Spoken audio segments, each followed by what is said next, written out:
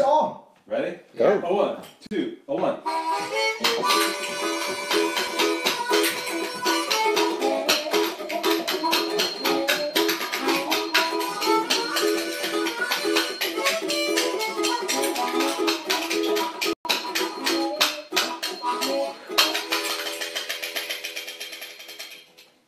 You're listening to Thinkative, and finally, the podcast for philosophers, seekers, and the generally curious. And all the excitement tonight in the Newton household, because we've spent about an hour setting up this very complex, Very complex system in order for us to talk to our very first Skype transatlantic guest. Oh, yeah. Chris Murray, ladies and gentlemen, Hey! who is in the house. It's like a bowling player. Yeah, it's fantastic to have you. We managed to hook up, so it's all thrills here. That's why we're a little bit late going up. But I'm Tim Newton. I'm Matt Parker. I'm Jason Reed. Our guest of course today is Chris Murray, philosopher and ska musician extraordinaire. Oh. And we're here to talk loosely and largely about. I've forgotten. Well, mysticism and logic. Mysticism, logic, and whatnot. You know, whatever. Whatever. Let's say it's open-ended tonight. Yeah, I mean, no, this was sort of sparked. The idea for this one was sparked by I very rarely do any homework for this, as you know, Matt. But it was sparked by coming across a Bertrand Russell essay, about 100 years old now, about mysticism and logic, and about that conflict that we have between the scientific side of our brains and the intuitive side of our brains, ultimately, and where that leads us, why that conflict is, and what elements of both of those arguments have merit, if any. So that's loosely what we're going to talk about, and then anything else that takes a fancy, of course. Yes, whatever we like. Let me just say a little bit about my friend Chris here. Please do, yeah. So, you know, Chris Murray is quite a legend within the ska world. He has made a career for himself as a solo ska artist, which was unheard of in the 1980s. When did you do that first 4-track Adventures of Venice Shoreline Chris CD? That came out in '96. In '96, and it's just an amazing lo-fi record. Lots of instrumentals, lots of great songs, and it had that natural grit of the '60s Jamaican records. And since then, Chris has done loads of beautiful songs, and happily, I always see him when he comes to England. Often he stays with Laurel and I at our place, and we get into conversation sometimes. So exactly. Yeah. Chat about whatnot. Yeah, about whatnot. And Chris and I had this discussion just after you and I, Tim, had been talking about Russell and mysticism and logic. Yeah. And Chris and I had this discussion in the kitchen one night that led into mysticism and some of his sort of mystical experiences and ideas. And in particular, there's one concept that was common to our discussion and also common to Russell's essay, which is this idea of sometimes called holism or monism, the idea that there's just that the world is a unity, or an indivisible unity of some kind, right? Right, yeah. It's all one thing. Yeah. Mm-hmm. In some sense, in some deep sense, right? Right. Yeah, as the Buddhist said to the hot dog salesman, make me one with everything. No prizes for that one tonight. I'll be saving that one up. But while we warm to the theme, let's warm to the bottle of the day, of the night, which is was a birthday present. It's Grenache, Syrah, and the Carignan grape blend, I imagine, appellation d'origine protégée of Languedoc. Don't know a lot about this, but it's intense black fruits and chocolatey aromas, it says on the label. Ooh, that's what I like. Sounds good. And we're about to crack into this, Chris. Sorry you can't join us. Excellent. But we'll pop it open while we pop open the chat, I imagine. So yeah, don't wait for me, I'll be a minute or two. Right. You're not going to drink it all. We got the whole bong. So I'm just curious because I think I did mention to you that Russell essay, and I don't know whether you had a chance to look at it at all or not. No. It's not required. It's not required. There's not going to be a test. Oh, isn't going to be a test? I've got pencils ready and everything, and diagrams. No, I mean it's just sort of tangentially related to what we were talking about because of because of a couple of things. But can you sort of remember what we were talking about when we had that discussion in the kitchen at my place? Sort of, but like remind me, put me back on track to what are the key elements for you.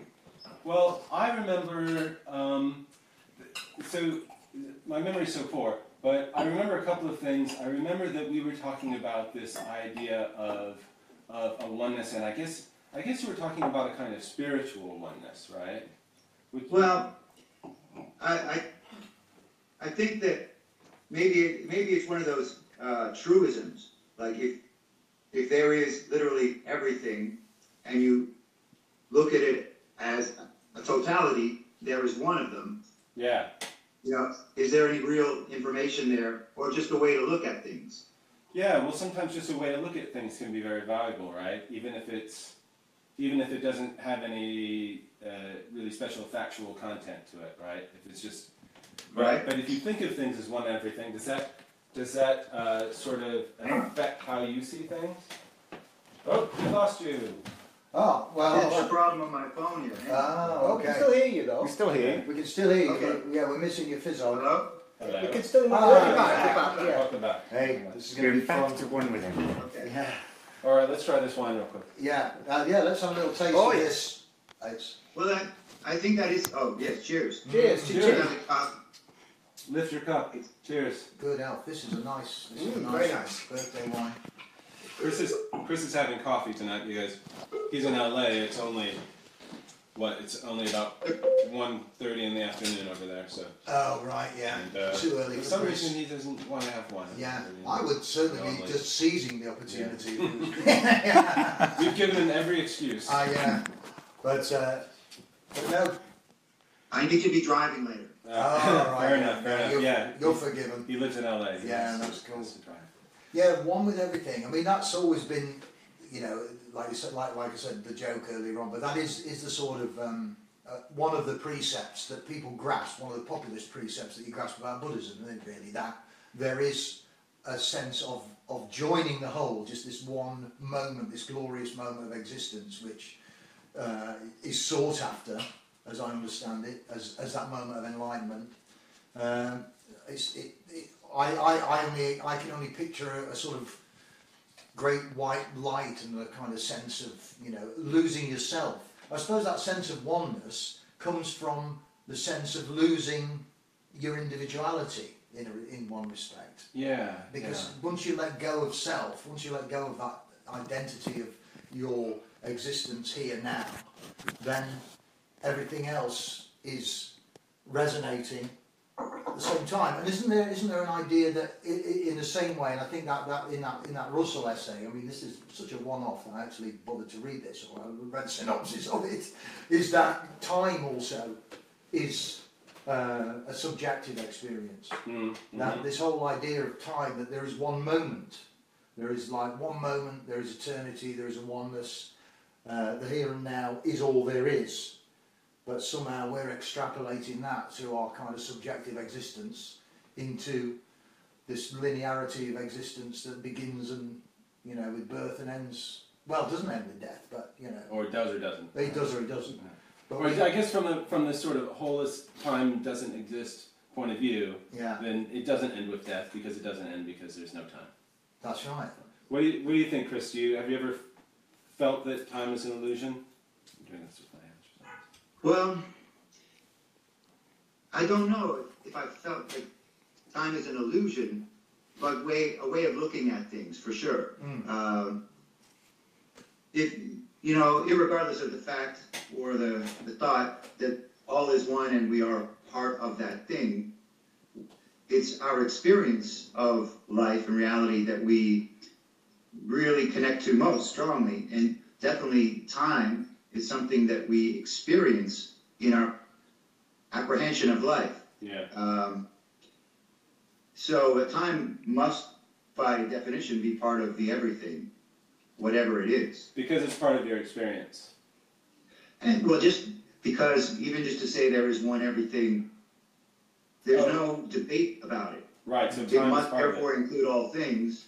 Is there anything possible outside of everything? Oh well. Not to say that everything that we perceive within this everything is actual or illusion or whatever. Well, okay, so when you think of there being one everything, you know, we're just sort of thinking out loud here. Yeah. Does the everything include fictional things, things that aren't real, or is the one everything just everything that's real? Well, I think my personal thought is it must also include our thoughts and our perceptions, whether those are real or what they are, how they exist, what is the matter, the way of their existence. I don't know exactly. Is it just a neuron pattern firing? What is a thought? That's a whole other thing. That's a whole other thing. But your feeling about, what's your feeling about what thought is and what mind is and that sort of thing? Any sort of feelings about that? Well, because I know we talked about that too. I'll qualify anything I say is pretty much a layman's, I like what you said, curiosity. Yeah. Definitely I have thoughts that I am aware of that when I don't vocalize them, as far as I know, exist only internal to the physical location of me. And that physical location of me, I learn to differentiate from the things exterior to that, while still at a conceptual level, accepting that my physicality is part of the one everything. Okay. Okay. Yeah, we are, you know, like it or not, you've got to be part of that everything, haven't you? We are, if there is like this holistic idea of just this oneness, then we are a little fragment of that, we're little shards of that, we're little sparks within it, surely. It's not that, sure. We're not, it's not like we were saying in a previous program about that we were looking at the idea of illusory reality. Well, we're not saying that reality is an illusion, we're saying that reality is all encompassing, and that it's all fused somehow, and that the idea of space and this table and your thoughts and that cup of coffee you're drinking over there and the wine that is here and Gav over there, that's all somehow just an element of one thing, but the illusion is that we believe that we have a separateness to that. I think, okay, so I'm having some ideas now about different senses in which it might be that there isn't one everything, right? So, and sorry, because you have a song called One Everything, and that's why we keep using this phrase, one everything. Oh yeah. But we'll hear that, maybe we'll hear that in a bit. Yeah. But I wanted to say that, in one sense, like you were saying, it's kind of a truism, right? And some people like to get picky about the word universe and the way it's often abused in science fiction, right? Because if you think of the word universe literally, it just means everything. So there can't be multiple universes. There can only be one universe just by definition. And that doesn't tell us anything metaphysically deep about the nature of the world. Yeah. It's just a fact about the meaning of a particular word. Yeah. But on the other hand, I can think of two ways in which we might want to say that there isn't a single unified world. One would be, I'm thinking of more as I say this, one would be, okay, so maybe there are different parts of the everything that are completely disconnected, spatio-temporally disconnected. There's no causal influences between them. There's no way to get from one part to another. There's no way that one can have an effect on the other. They're just completely disconnected. So, and if that's the case, if there are worlds like that that are completely disconnected, then we might want to say, all right, there isn't just one everything. There's lots of different everythings in any meaningful sense, right? There's a fragmented, disconnected world rather than this beautiful, harmonic, unified world of the sort of Buddhists or maybe Hegel or the mystical philosophers that Russell was talking about. So that's one thing. The other thing would be, maybe there isn't an everything. Maybe there's some kind of contradiction involved in conceiving of something all-encompassing. So in set theory, you have this thing called Russell's paradox, where if you suppose that there is a set that contains all the sets, then you can quickly arrive at a contradiction. So you can't have a collection of everything there is, because if you had a collection of everything there is, then you would also have, then you start talking about the collection of of collections that contains themselves and the collection of collections that does not contain themselves. And then you come to Russell's paradox, you come to the contradiction that you ask yourself whether the collection of collections that does not contain itself contains itself or not, and it turns out that it does and it doesn't, so you have a contradiction. And all of that derives from the initial assumption that there's some universal collection that contains everything. Now it might be that not only in set theory, but also in just any way of conceiving the world, if we conceive of it as, if we try to conceive of a whole that encompasses absolutely everything, that we'll run into contradictions like that. So right. It might be that the whole idea of everything is intrinsically logically inconsistent. I'm not saying it is, I'm just saying, who knows, maybe that could turn out to be true. Well, I mean, that is also, therein lies that conflict as well, about that's a sort of, this holistic idea of existence is a mystical one, to coin a phrase. It's not a scientific one. And we have this other this other way of saying, an empirical way of looking at the world and going, yes, I can taste that, I can see that. Another person can look through that telescope and also see whatever I've been looking at and tell me it's also there. So therefore, 6 people can do that, so we exist. That's true. And these are sort of empirical facts that we build up scientifically. But there's that part of us that experiences, these moments of epiphany and connection, unusual connection, and that has this intuitive force. And go, oh, I really love that person, or I like that person the moment I set eyes on them, and I don't know why.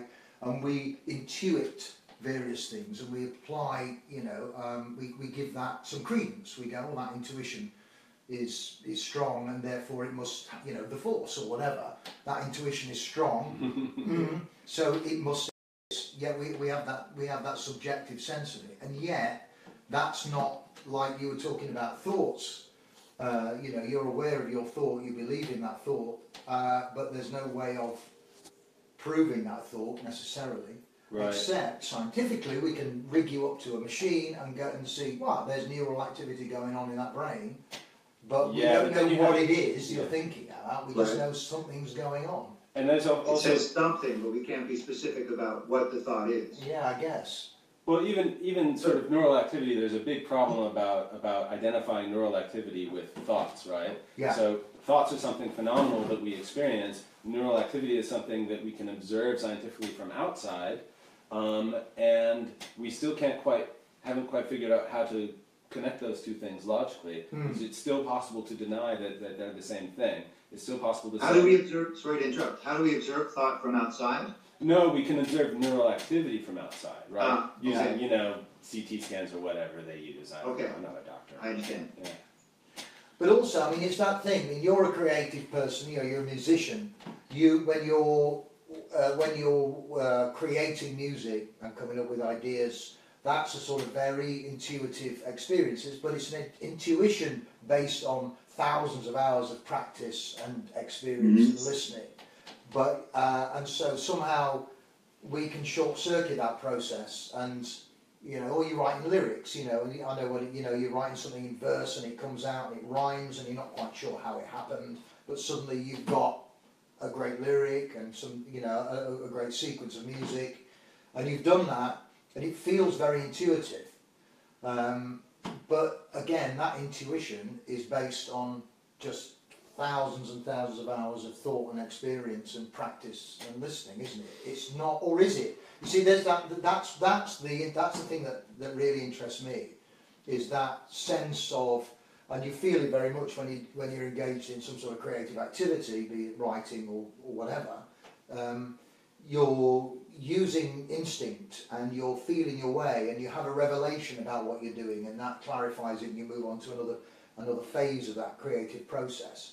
And it can feel like you are not responsible for that creative flow sometimes. Like it's coming from something... Like you're channeling something. Something spiritual, something bigger than you. And I think that's where connections can sort of go awry, because, I know, for example, the first play I wrote, which I wrote in verse, just flowed out. I did it over a period of months, but I wrote this play and it came out in verse. And the story wrote itself because I was trying to make things rhyme. And I had no idea how I was doing it. And then I spent years and years really trying to work out why that worked. and trying to codify it really. And that's just why I can't. I'm still really interested in like the codification of writing and music and that kind of thing, because I find it's fascinating. But that's very much the craft. Where the art comes in is where, and I can only talk, you know, from a subjective experience of a sort of creative act.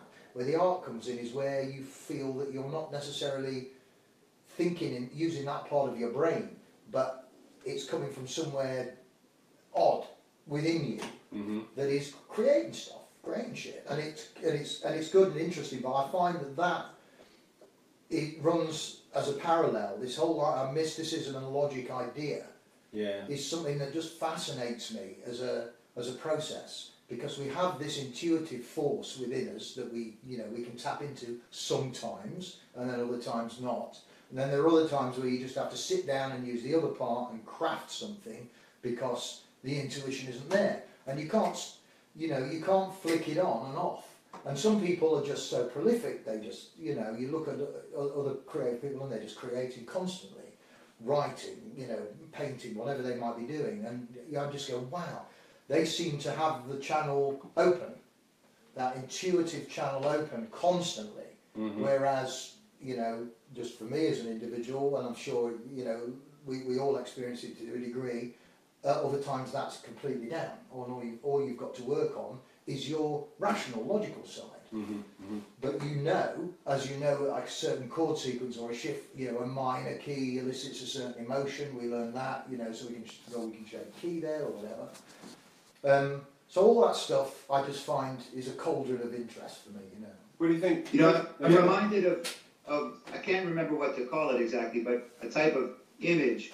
I remember seeing them in the mall, maybe 20 years ago or something, where there was some kind of foreground. I don't even remember what that is. But if you look at it in a certain way, you're talking about magic eye posters. Yeah, and they leap out. It's patterns, very intense patterns, and then suddenly, bong! There's some dolphins leaping at you. And until you see it, you don't see it. Once you see it, you can see it. And even then, if you turn away and come back to it, you might have to make a shift of a focus. Now, is it always there? If you look at it, Or is that how thought is? If the thought is always there, are we just accessing it? Are we actually thinking the thought? Or is it like everything's up there, all these thoughts for streaming access, and somehow we make a focus shift and access a certain thought that already exists outside of ourselves? Do these thoughts necessarily exist inside ourselves? Or even as an artist, if a person is creating, is it a matter of just accessing certain things and then the craft, editing the things that somehow cohere in a way you like? And that within that you've got the process of making that concrete, because once you've captured something, once you've had a little flurry of inspiration, and you can turn that into something which is repeatable, you've kind of caught it. It's like catching a fish, isn't it? You've suddenly got it and it's there, and it's there for good, which is great. And you've landed that fish, that's fantastic, and you go out for something else. So you can sort of capture those fleeting moments. But what's interesting as well, just thinking back to it's rapidly slipping away already what I've read about this Bertrand Russell thing, but that idea of mystics, which at the time when he was writing that, which is 1918, there was a big flurry of that. There was a thing called theosophy, which was people were bringing ideas over from India for the first time. Buddhist ideas were coming into Western philosophy. So there were a lot of mystics purporting a lot of things about the nature of the universe and the nature of life. And people didn't know what to think. People were still going to seances and trying to contact the dead. All of that was all part and parcel of this mystical melange that was going on at the beginning of the 20th century. And I think that's probably what prompted him to write it. But then people are coming up with and a lot of it becomes absolute, all has to be taken on faith. You have to go, yeah, there's a heaven, or yeah, there's life after death, and see that rainbow there, that means someone's being reincarnated. Oh, does it? And you have to take that on faith, because that's not something you can ever really prove. And people are always scrabbling around for any little possibility of proof. There was something circulating on, and people want to believe in that. There's a great hunger for that mystical connection with life, isn't there? There was a thing on YouTube that was shown from some evangelical TV broadcast, going, look at this is a miracle. This woman's hand, one of this woman's hands is shorter than the other, and the man was blessing it, and suddenly, whoa, the hand grew to the same size, and it was a miracle, and everybody was absolutely, wow, yeah, really, it was amazing. It just happened there, didn't it, Chris? People were just so hungry for it. Can't fake so, that. okay, so this is interesting, because this is one of the things that I think is sort of worrisome about the mystical impulse, as Russell calls it, is that people sometimes take these intuitive experiences or these sort of ambiguous empirical experiences, and they take a feeling from it, a conviction about what they think that is and what it means, and then they form a faith, a dedicated belief, about how the world is based on a kind of intuitive mystical experience. And problems with that are, A, it might be wrong, and well, I guess that's the main one. It's just, it might be wrong. Yeah. You're not using reason. You're taking this sort of like impulse. I mean, the thing about intuition is that it's not trustworthy. We know that intuition's not trustworthy. Sure. And to me, it's almost hilarious that even in the philosophy of mathematics, intuition is still regarded as a legitimate sort of justification for belief, right? I have a mathematical intuition, that's how I know that this is true. Well, okay, maybe you have other reasons for adopting certain mathematical axioms that go beyond intuition. Intuition is not a very trustworthy source of knowledge, right? I mean, that's how I feel about it. Yeah. And I think in our discussions in the kitchen, Chris and I tended to be the sort of empiricist skeptic, whereas Chris, I think, is more sympathetic to the mystical impulse. Or do you think that's accurate? Well, I wanna ask, what would you say? How would you define mystic or mysticism? I have a greater sense of what intuition means. Mysticism seems a step further somehow. I'm not sure. Yeah, it's an extremely vague word, and I think that it's used very generally to mean things like belief in supernatural forces. But to Russell, for example, I think it means something much more subtle and specific, which consists in a few different things. One of them is this idea that the world we experience is very different from the reality, right? So he gives the example of Plato's cave, where you have these people chained up in a cave, and all they can see is the back wall of the cave, and they see shadows cast on the back wall, and that's how they believe the world is. And in reality, there are other people walking past the cave entrance that they can't even see, and there's a whole world out there that they have no comprehension of, and their world, being chained to this cave, chained up in this cave their whole lives, just consists in these shadows, which are barely even a reflection of the reality. And Plato felt that that's what our experience is like, that we see these imperfect things around us, and the reality is the world of ideas, which are perfect and etc. Ideals like the good and so on. And so that's an example of a mystical view, according to Russell, in which the world is very different from how we perceive it empirically. So that's one thing. What else could mysticism be? Sorry to probe into that. Yeah. So, if the people who, of course, in the cave are seeing only the shadows, are truly seeing shadows, it's that is what concrete senses bring to them as information. So in a sense, that is reality. From our outside the cave view, we say, oh, well, it's a reflection, say, or a shadow of the reality. But yes, the way you're talking about how there's reality and our perception, apprehension of it. And of course, if we're apprehending it through the physical nature of our eyes and ears, we already know, as you get older, your eyesight tends to get worse and you're hearing all these things. Dogs and cats have different kinds of eyes, and flies have the multifaceted eyes, all of these things.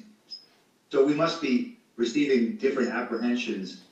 Calls to question, really, like we talk about the things that we sense with our senses as seeming concrete and real. Of course, we have stronger ways of testing than our senses. Right. But in fact, the things that our senses deliver to us they cannot be reality at the core of it. They must be a representation. In the same way, when you were talking earlier about how an artist has a moment of inspiration and can capture that. But I wanted to jump in and say, but the thing that's created at the end is not the moment of inspiration. It's some kind of representation. Yeah. Yeah. Do you feel as an artist that you have this, like when you're writing songs and so on, that you have this sort of a kind of intuitive resource that you're not really commanding, but it just sort of comes from somewhere else? I definitely think that type of image I talked about, where the ship's in the background, the 3D image, there's some kind of similar experience to me where I get into a certain mindset, and ideas and words and sounds are there. I'm opening myself up to them. Usually if I'm trying to write a song and make time and I sit down and the focus of that time is to write. It's not where I'm just riding around and some idea comes to me. I make a point of getting into that mental space and giving myself time to stay there and poke around. It's like Picasso said, inspiration comes, but it has to find you working. Yeah. So you have to go. You put yourself into that disciplined state, or you can, and then hopefully something will pop up. Sometimes it won't, and then sometimes it will, and then you get those things. But do you get that sense sometimes, like, oh, something arrives partly formed, and then when it's done, it feels like, oh, that's what it wanted. The song has sort of not written itself, but you found the song. Do you ever feel that way? I definitely get a sensation when writing at a certain time, like now I have connected with something. Like maybe I'm just poking around and then something has arrived, and from that's a foundation to work from. Yeah. So that there's a moment where I'm like, oh, now I'm on to something. Yeah. And there's a time of probing around before that comes. And I'm just curious, how do you sort of get yourself into the state where you're sort of receptive to creative impulses? Well, as I say, when I'm trying to write, I make a point of putting aside time, and while I'm in that time to write, not allowing distraction so much. More and more as time goes on, I like to co-write, and that also provides, say, a spontaneity X factor where input is directly coming from another person that I respond to, or I give input and it receives a response. So ideas there are working together, or that's a whole other thing. Working with somebody on a project or working alone, how do these ideas interact? We have our ideas, and then we try to, say the songs, vocalize. Oh, I have this idea. Even if it's just to say, here's a potential lyric. Yeah. And that creates response, positive, negative, in the middle, or it triggers another idea in another person, or even in yourself. And do you ever feel like your ideas come from somewhere else, or is it just a matter of sort of searching around until you find a good seed of an idea and then developing it? I think a bit of both feels that way. Uh-huh. There's definitely, I like the way you differentiated between art and craft. Right.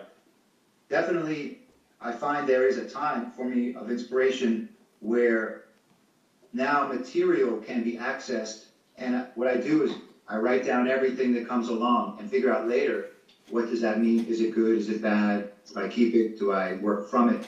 And then maybe there'll be a time where that feeling, the creative feeling, is not as immediate, and now it's more about like crafting. Oh, here's what came out. What does it mean?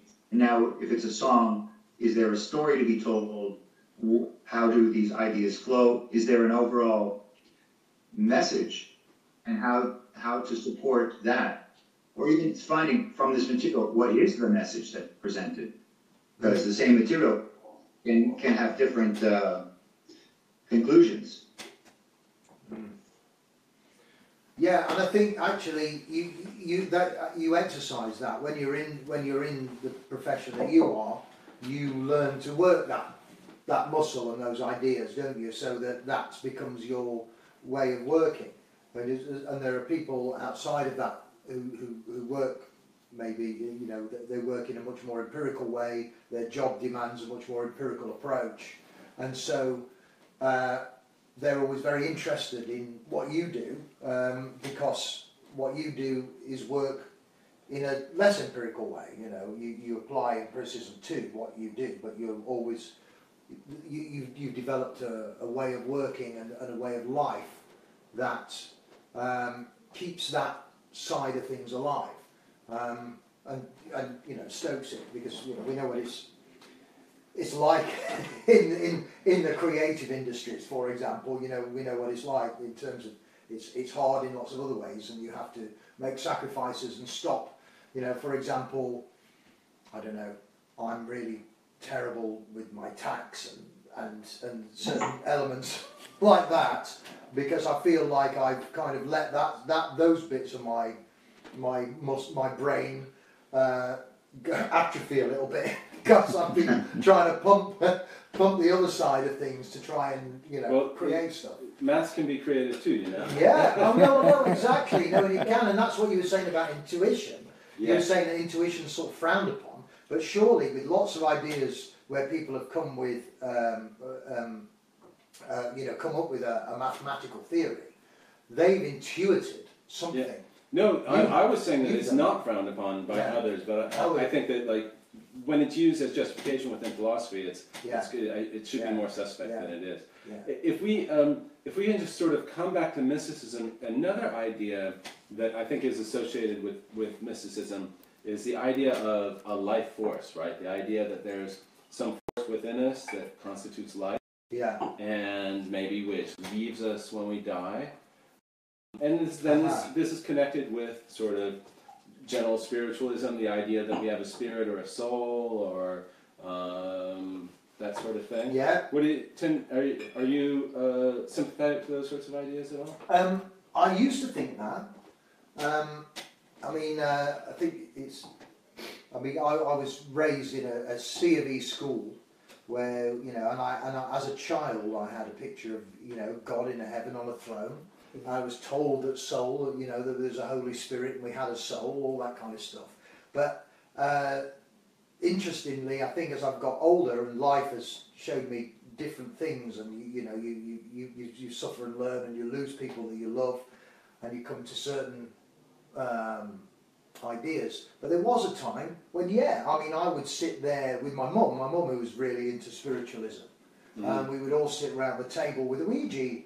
Oh yeah, and a wine glass, so we'd go, and we'd get things. My mum did that too. When she was drunk, she'd get one out, and what we did was we all took our fingers off, so she was just there pushing it about. Yeah. But at the time, have you ever done Ouija board, Chris? No, I haven't. Yeah. No, it was just a parlour game. It was a parlour game, but it was built on the belief that there was a spirit world. Yeah.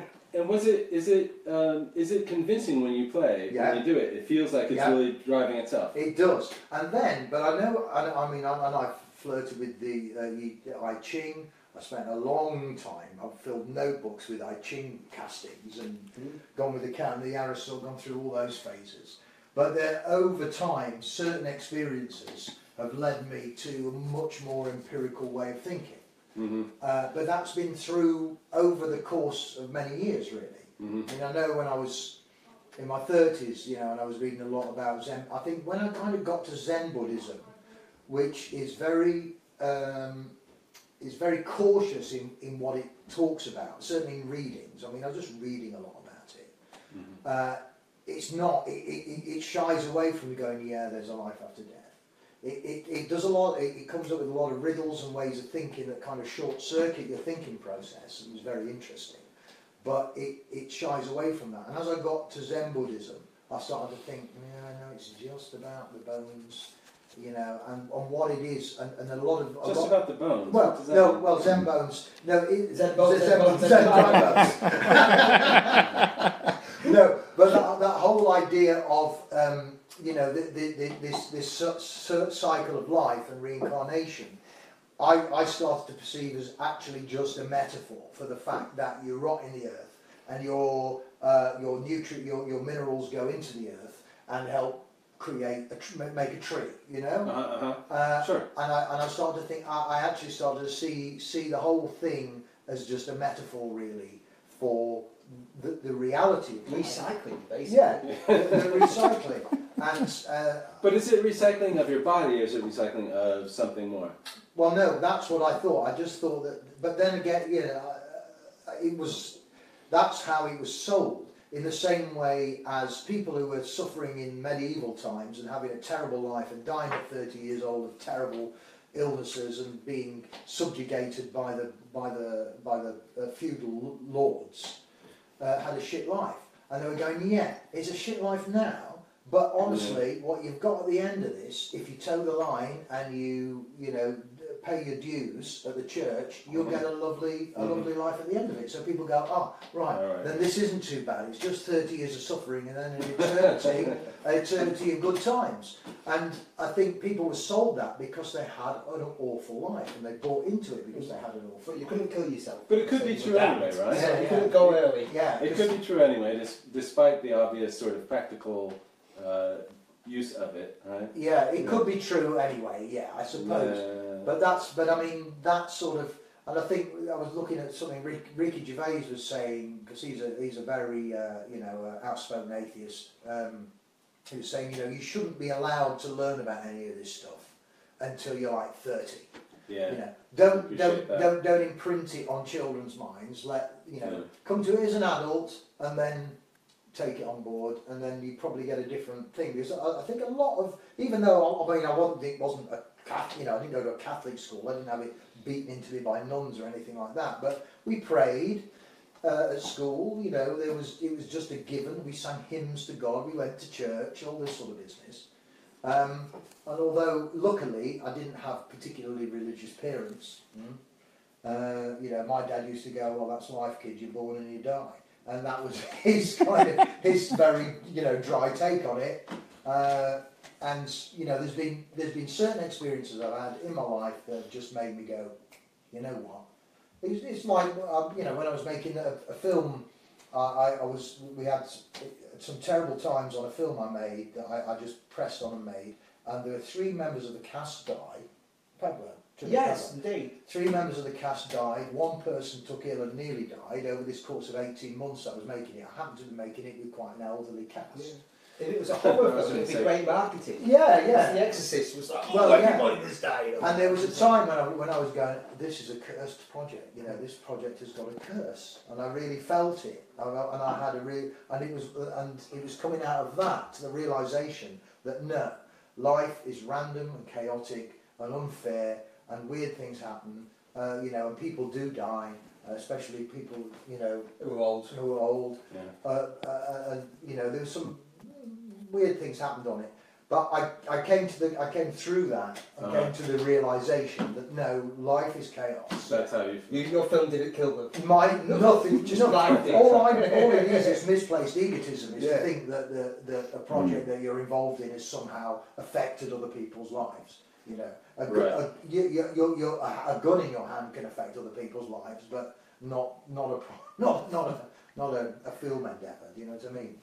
Chris? But perhaps Go on. Perhaps it does. We just can't be very specific on how. Well, yeah. Wait, perhaps it was. Perhaps what does what? Well, is there not the potential that, say, being involved in a film or watching a film can actually change you? Sure. Yeah. Right.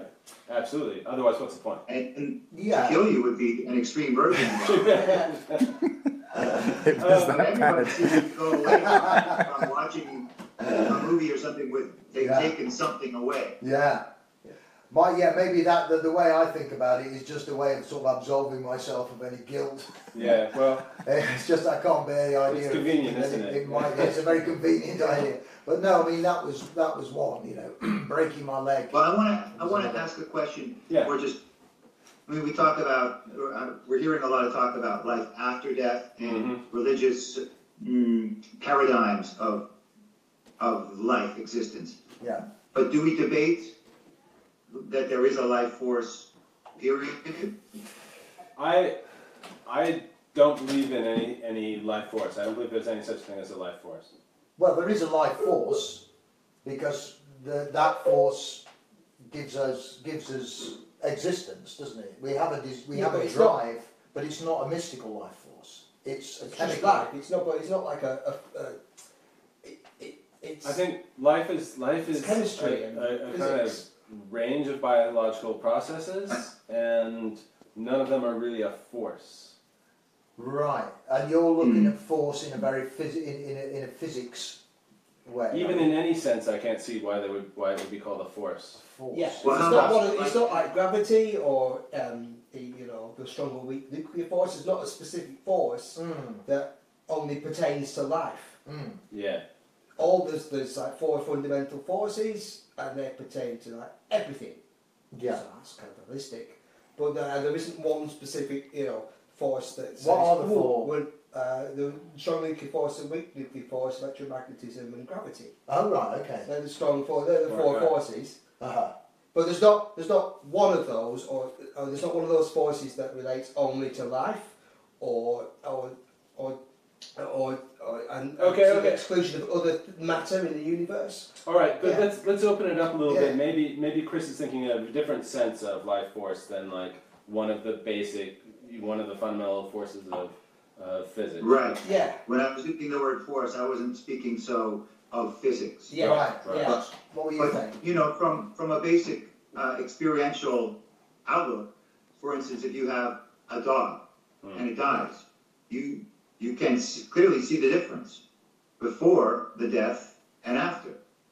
And the body initially is pretty much the same, except the heart stopped beating. But something considerable is different. Yeah. That's when I was thinking of life force. Uh-huh. I mean, Yeah. the thing that animates us, Yeah. whatever we shall call it. So, I mean, and do you think that suggests that there's something spiritual that constitutes life force, or are you not going that direction? I haven't gone that direction yet, I see. but I wanted Do you think there's to ask, something are there? we debating just about the life force? That was a terminology Yeah. choice. Yeah. But, and obviously we are, because Yeah. Because I deny it. I don't think there's any such thing as a life force. I would say that what happens there is that the dog's brain stops functioning, and you see that. And it's interesting that we are very, very able to perceive these subtle changes in another being's behavior, right? So, like you can look at a dog and you can see. I can imagine if you're watching a dog die, you could see the moment that her brain really just stops functioning, and for all intents and purposes, she's not there anymore, right? Like the part that you care about isn't there anymore. But I feel like when we talk that way, like the part that I care about isn't there anymore, that's a kind of hypostasis. Like we're taking very abstract ideas and thinking about them as something concrete that was there and now has left. When in reality, I think what's happening is there was a brain that was functioning in a certain way, and now it's not functioning in a certain way. and over time, a brain functioning in a certain way creates, supports, a personality. Yeah. You know, each of us has a distinct personality. We all have brains working and firing our nerves and moving our bodies around, all of that stuff. But each of us is clearly different. Yeah. In our demeanor, in our outlook, in our character. Yeah, and it's amazing that you know, there are millions of people in the world, billions, and every person we meet has this different character, and we can perceive all these differences, right? It's really an impressive skill on our part to perceive these subtle differences in the behavior of different people. But yeah, you're right, definitely. People behave differently, have different demeanors, and do you think that, do you sort of associate that with the life force concept, or? Well, I must in some way. Like at a certain point, even in the example of the dog, it's alive, it's moving around, it's the dog you know, and all of a sudden it's stopped moving around. The brain has stopped functioning and sending the impulses to the rest of the body to function. So physical death has happened. We tend to wonder, where has the personality gone? Or how, even if we want to wonder one step back, during life, where does that personality exist? Is it a matter of the brain changes over time of experience, certain neural patterns are reinforced, or is it more? Yeah, that idea of a presence. Well, I mean, we say, don't we? Oh, he's a free spirit, you know, or she's a very spirited person, or you know, we use these terms to describe that force, to describe that energy of people. I mean, there's energy because obviously we consume food, we turn that into, we channel that into different forms of energy. I often think of that word enthusiasm, which is breath of God, isn't it? That's the basis of it. That's where the word enthusiasm from fierce and miasm. So when people are kind of enthused and energetic, you go, oh right, you connect with that. It feels like you're definitely. We are. I mean, in simple empirical scientific terms, we are turning the energy of the wine and the food I've been eating in the course of the day, we've been eating, into conversation and into ideas which we're exchanging, and we're getting excited about these ideas or not, whatever, and that's a sort of very amorphous thing. There's an energy going on in a room, or with conversations. When we're in love with someone, there's a certain energy. When we run a marathon, we're directing our energy into something, and we admire that, and we're showing qualities of. But I think ultimately it's about showing qualities of personality, isn't it? It's how we've steered we've grown our personalities, and that's the other idea. Is that really we are different people. I mean, obviously, from a physiological perspective, we are different from what we were 7 years ago, isn't it? 7-year cycle that our cells renew. Oh, you mean no. Right. They all change at different rates over What, the cells? times. Yeah, some cells. No, I'm sure bone cells tend to last quite a long time. Some cells replace very quickly. Yeah. There's no kind of. So it's not a Trigger's broom sort of. No. What about atoms though? I mean, there is like a Trigger's broom element to it, right? Because you don't consist in a certain definite set of cells, right? A lot of your cells do live and die and are born what's the word I'm looking for? Then when they split. Anyway. Yeah. Anyway. Split. Yeah. Split. That's it. There's a Greek word for it or something. Split will do. Mitosis. Yeah. There we go. And then also just like the atoms that make up the cells also come and go, right? Yeah. So you're not stuff. You're more like a structure of stuff. Those atoms are billions of years old. Yeah. They've been in all kinds of stuff. Well, that's the weird thing, isn't it? Yeah, we're composite stardust creatures. Yes. Stardust. I love the fact that we're made up of stuff that kind of came from the core of burning stars. And well, there's that romanticism, which I think is hand in hand really with that kind of the mysticism that we allude to. The poetic impulse. There is a poetic impulse, and that poetic impulse is actually beyond the empirical, actually, and that comes back to that whole kind of the antagonism that we've got. And I mean, it's not really, it's not two opposing forces, but it certainly feels like there is the, you know, as you say, the poetic, mystical impulse, and there is the rational, logical about life. And ultimately, I believe, ultimately, everything is rational and empirical and can be explained scientifically. And if it can't be explained scientifically, then I don't currently give it much credence. But the change in me, as I've had, you know, that's not me when I was 7 or 18 or 35. It's different to how I think now. So we do evolve. We do, you know, we do change. We aren't the same people exactly. And we can go through very profound changes in our lives and become very different people. But can we just take what we get? Yeah. Anyway. Can we just take stock real quick? Yeah. How's the wine? Do we have any wine left? The wine is still going, but I think let's pour it out. There's time for music. Into the glasses, Yeah. Oh yeah. Yeah. Why don't Chris, since we talked about one everything. Yeah.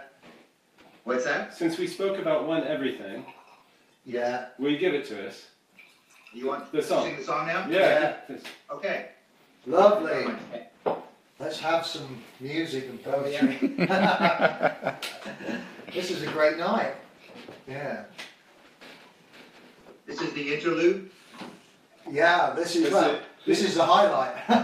It's a montage. We're almost out of wine, so you better play it fast. No, play the usual tempo.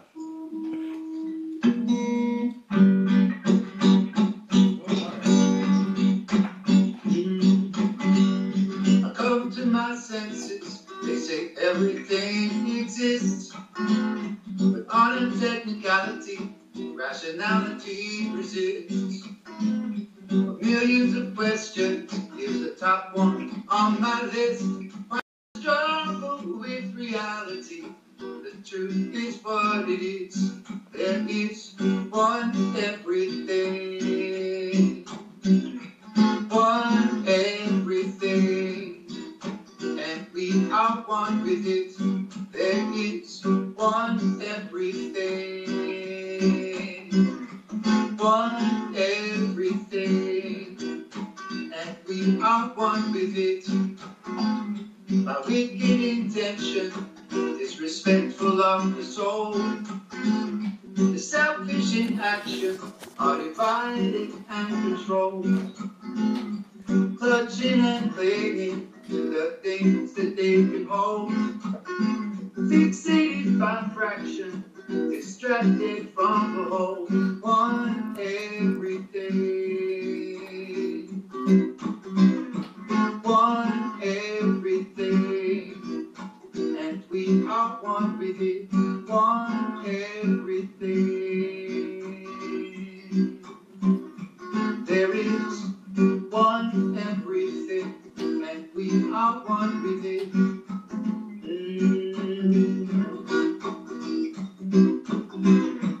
One everything, one everything,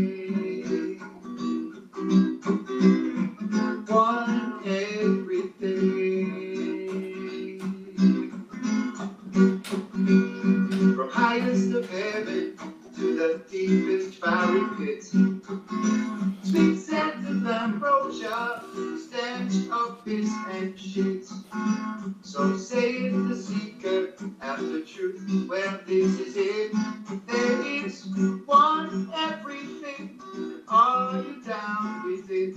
One everything, one everything, and we are one with it. One everything. There is one everything, and we are one with it. Whoa! Great! Fantastic! Lovely, lovely stuff. That sums up really everything we've been talking about. That's fantastic. You played that. What does it mean?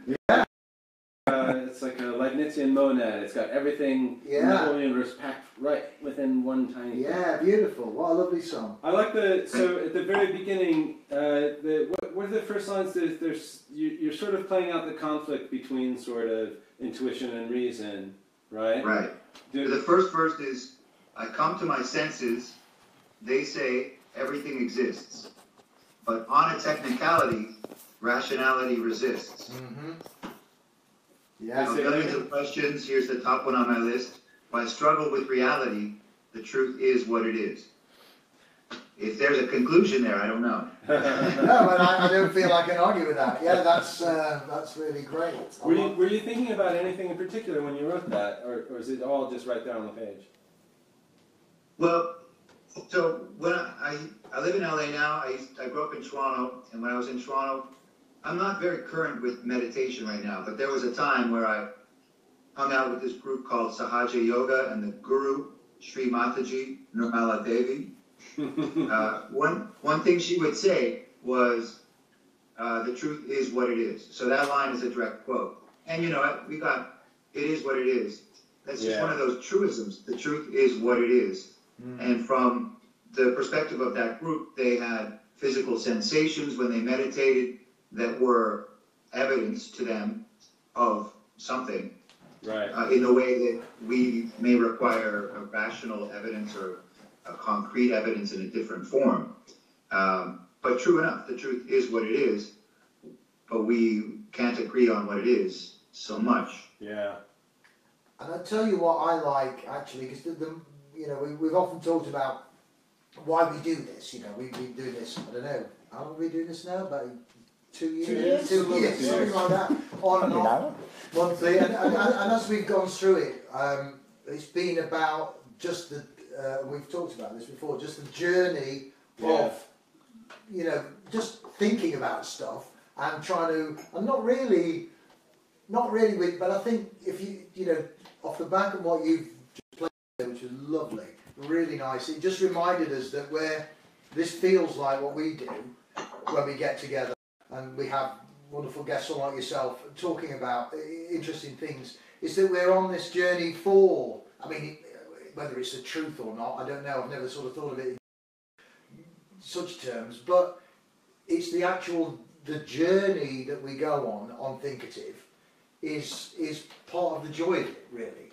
And like you say, the truth is what it is, and we find things out, and you know, we forget things, we remember things, we discover things, we change our mind about things, and yet we, you know, and there's a sort of, and there we go on, you know, slightly cliche territory, but the journey is the thing, and if you're kind of questing or seeking for that truth or you know, a sense of spiritual or mental enlightenment, then if that's what we're doing, and this feels like an absolute case in point, you know, tonight, it's been lovely talking to you, then that's kind of why we keep doing it, really.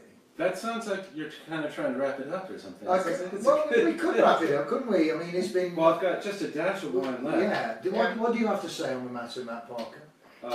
Well, I think we've hit the main points. There's no such thing as a life force.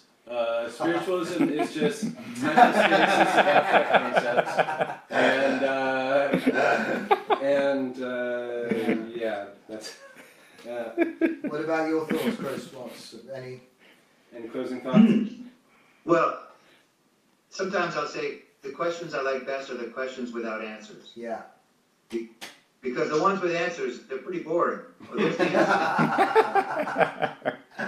And I like what you said about the journey. Yes, I mean, we learned pretty early on, as soon as we find out about death, we know about life and the finite nature of it, and that we don't like to think of it all that much, but we get to understand one day we'll die, and the length of our life is finite. And what we do with that, to a degree, is our choice. And how do we find meaning? What are the things that we enjoy or that make us feel like life is meaningful?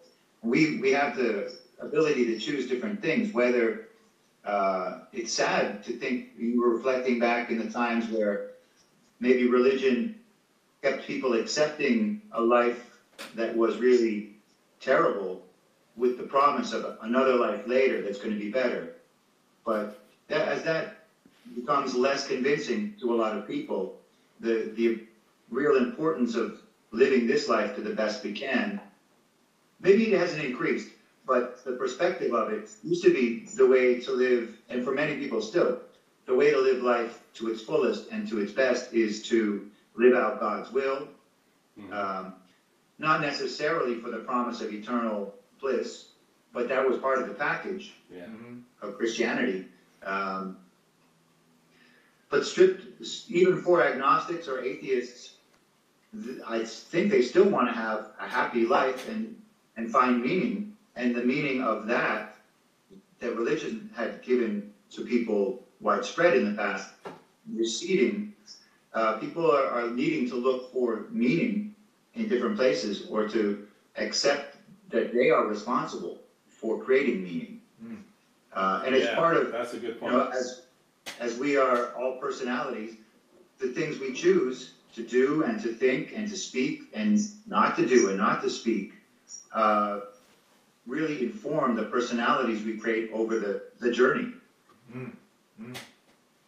The journey. There's a beauty to that, and that definitely everyone's an artist at that level. Yeah. You know. Yeah. Yeah. And so say all of us. I mean, yeah, that's great. And I really hope next time you're in London that we can do this again. We can Yes. get together with you in person. In person. And, I would love to. and we'll do it in the evening when you can share a bottle of wine. with us. Yeah. Yes. So why don't we play it out? Oh yeah. And let's play it. Let's go ahead and play it out a little longer than usual and just kind of jam a bit. Yeah. Because if people don't want to listen, they can just turn it off. That's right. And Chris, Yes. this might be crazy, but so we're just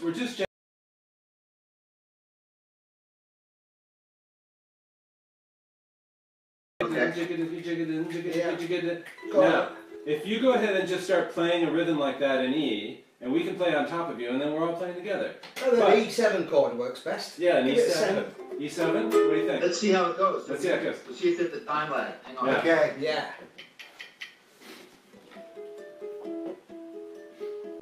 Okay, and you said the rhythm. Yeah, you'll be hearing us like with a syncopated. significant delay, so it'll probably screw you up. But Well, that's be a raw freestyle. yeah. Okay. So go ahead and just play Okay. like a fast. That'll do.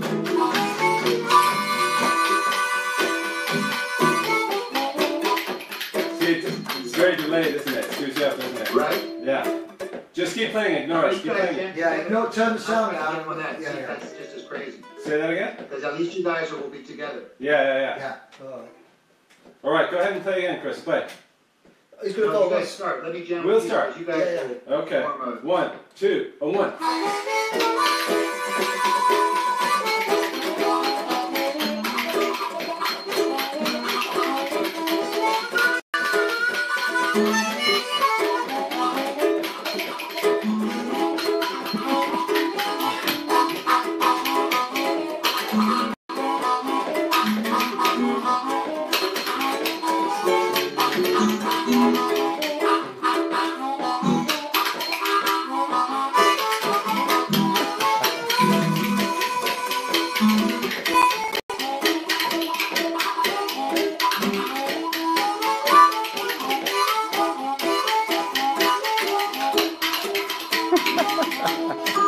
You.